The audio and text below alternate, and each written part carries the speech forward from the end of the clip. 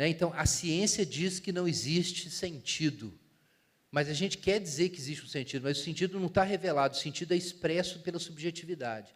É quando o homem tem um encontro existencial. Então, a teologia, se disser alguma coisa, na verdade, o que ela diz se é que ela diz algo, ela na verdade, o homem dizendo algo sobre a sua condição existencial. Esse é o sentido da teologia. É que nela o homem revela algo sobre onde ele está existencialmente. Então, é o campo do sentido, sem fatos. E, por outro lado, não existem fatos revelatórios que seriam matéria da teologia, porque com o método científico a gente desmanchou isso e mostrou que eles não existem. Então, eu tenho a impressão de que a teologia moderna é, em muitos momentos, capturada por essa dualidade. Então, você tem isso, é o que o Schaeffer chama, a certa altura, de salto irracional. O sujeito desconstrói completamente, com métodos supostamente científicos e modernos, toda a fundamentação positiva da fé, por meio das ciências bíblicas, mas ele ainda precisa de sentido, só que o sentido não está mais enraizado ali. Então, em vez de encontrar um sentido na Escritura, ou na teologia cristã, ele projeta um sentido dele mesmo lá dentro. E esse sentido pode ser o existencialismo, ou pode ser uma outra ideologia, né? Então, o que nós temos? Por um lado, recusa-se pressupostos teológicos em nome de fatos. Então, as ciências bíblicas não podem se basear em afirmações teológicas. Elas são neutras, elas começam de um zero, compartilhado com outros campos do saber. E, por outro lado, as crenças religiosas, elas não têm valor cognitivo positivo, elas não dizem nada sobre Deus. Então, elas dizem o quê? Elas dizem algo sobre aquele que crê. Ou seja, elas são alegorias, mais ou menos como os mitos gregos, são alegorias da condição social, ou existencial, ou moral do indivíduo. E aí você tem o quê? Que teologia emerge disso? Por isso que eu coloquei entre aspas. Isso é uma teologia ainda? Isso merece o nome de teologia? Eu tenho sérias dúvidas. Então, por exemplo, quando eu estudei a teoria do símbolo do Paul Tillich, a aplicação dele, que ele fez disso à doutrina da queda, a impressão que eu tenho, e eu coloquei esse problema na minha dissertação, a minha impressão era de que a narrativa bíblica e as afirmações bíblicas sobre a condição humana não entregam a nós um conhecimento positivo sobre o que o ser humano é. Elas são alegorias que precisam ser interpretadas. E qual é o ponto de referência para interpretar os símbolos religiosos, a alegoria? É o que, por meio da ontologia filosófica, nós conseguimos descrever sobre a condição humana. Então, a Bíblia diz que o homem caiu, que o homem está em pecado.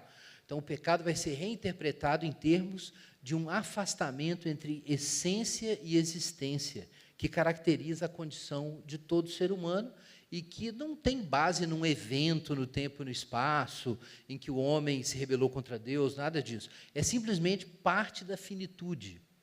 Ora, a impressão que a gente tem é que a ontologia filosófica é o que efetivamente descreve o que o ser humano é, e os símbolos religiosos são traduzidos para que se demonstre que eles confirmam a ontologia a ontologia filosófica. Então, eu acho que isso é um exemplo desse tipo de problema.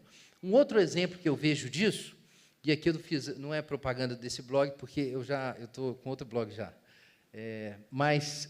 Enfim, eu acho que alguns se lembram desse artigo que eu escrevi, Evangélicos Progressistas e o Caso da Cruz de Espinal, em que eu usei essa cruz, né, que tinha sido presenteada para o Papa, como exemplo do que vinha se fazendo, de usar a narrativa bíblica como se fosse uma versão imperfeita de um conhecimento da condição humana que hoje nós temos por outras fontes. Então, aqui nós temos o exemplo, né, nessa cruz de espinal. Aqui nós temos o camponês crucificado, nós temos o trabalhador da cidade, o trabalhador do campo, e, enfim, é a narrativa marxista sobre a condição humana. Só que é um crucifixo. E o que você quer dizer com isso? É como se Jesus, de certa forma, antecipasse o que nós conhecemos sobre a condição humana hoje, a teologia cristã antecipasse isso, e a mensagem do cristianismo, então, é essa mensagem. É uma forma antiga, primitiva, dessa mensagem da libertação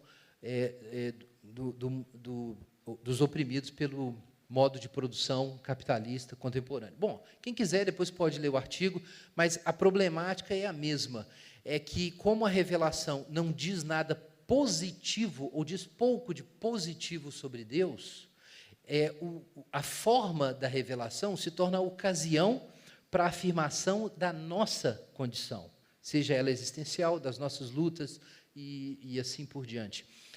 Então, isso é muito típico, né? A crítica bíblica desconstrói a teologia clássica, então não há conhecimento positivo de Deus. Então, o que sobra para a linguagem religiosa? Ser uma confirmação ou um veículo dos nossos programas. Isso é muito típico.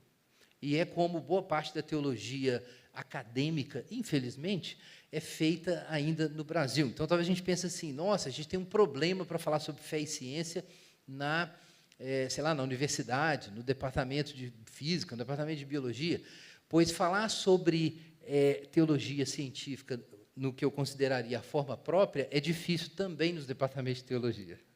Então, estamos todos no mesmo barco.